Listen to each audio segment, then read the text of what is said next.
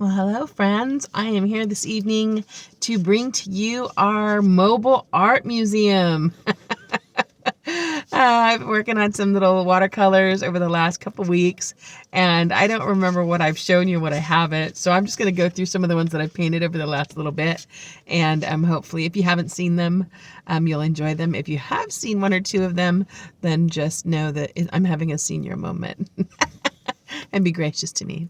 So this was one I did. I really I just love it. I used it on, for those of you who saw the video for my new song, on the friendship song, the Blue Jean Friends. I use that as like the cover page, just because Tigger and Rue are hugging, and it's so cute. And it actually says at the bottom, which I didn't get in the whole thing, but it says, sometimes it's better to put love into hugs than into words. And for those of you who know, I'm a hugger, and I believe that hugging is healing. I believe that there's a power in the healing touch, and I believe that God uses it all the time. To bring life and blessing and healing.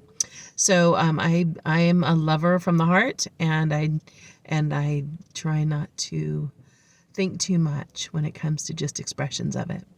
And it just says, "Come here for a snuggly wuggly, Rue." So I painted that one recently, and then this one too is another Pooh Bear. No one could be uncheered with bubbles or balloons. And for some of you who've journeyed with me, you know, like, I don't know, I guess it was probably about 2 months ago, maybe the middle of summer, and I ran into this bubble blower. She blows bubbles like as big as my car. They're amazing. And I just had so much fun, and it just brought out the childlike joy in me.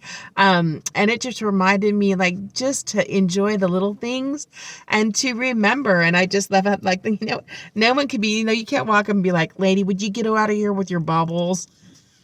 And I hope that the Lord would help us to be so joy-filled and so bubbly in our effervescence of joy and happiness that wherever we go, we would be welcomed, that we would be received well in our communities, in our parks, in our restaurants, in our grocery stores, in our banks, in our 7-Elevens, and all the other places that we would frequent, of course, our workplaces, and that we would bring cheer, we would bring good news, we would bring great joy, we would bring servitude from the heart and excellence in our business ethics.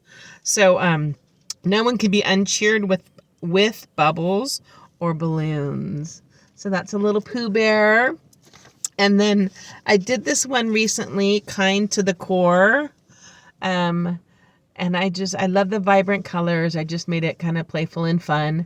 And for me too, because it's to the core. And I'm just, I'm getting tested in my love and my kindness. I can just say that very clearly and very evidently in my life. What I am, like when the knife comes down and cuts all the way through me, I want every single bit of me to be sweet.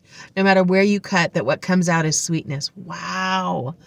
All of these pelicans just flew by in front of me. That was amazing. Wow, really close and low. I wish I could have turned it around. You might have even, no, you wouldn't have seen him through the side window.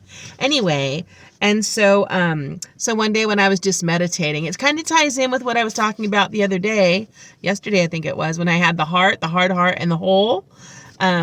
That, there's places, it's not that we aren't carrying and aren't who we're supposed to be. Of course we are, but we're also still maturing. My love is still maturing in its expression to the world around me. And so I want it just sweet and beautiful, like a good piece of fruit. There's nothing worse than biting into a rotten piece of fruit. It looks like, I like it. That happens to me with avocados in general. I'm not saying fruit, but with avocados, I'll go in the store, I'll pay $1.50 for an avocado, and it looks good on the outside. I get home and cut through it, and I'm like, are you kidding me? What a waste of money. Or you'll get like cherries, and you'll get like 1 good one, 2 good ones, 3 good ones, 4 good ones. And then you go in and you're like, the next one, you're like, oh my God, what happened there? Grapes, sometimes you'll be like sweet. And then all of a sudden you're like, oh, or blueberries. You get some, and you're like, oh, that one's sweet. And then you're like, oh my gosh, that one's so bitter. or sour, right? So I want everything that's inside of me and everything that comes out of me to be represented by kindness to the core. So that means I'm working on it all the time. I'm absolutely constantly aware. I'm rehearsing. I'm taking inventory. I'm looking to see where my deficits are. I'm going to the fill-in station, and I am continuing to just absorb and saturate my soul and worship and be filled with gratitude, count my blessings, be aware of what's happening around me and my ability because of who I am to bring light and salt and blessing and truth, and not worry so much about the static that's out there, but it's out there.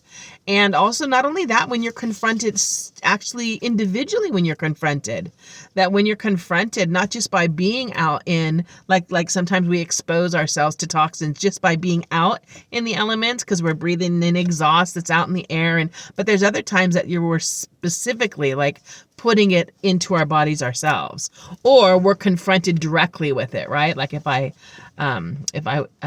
drank something and it was, toxic.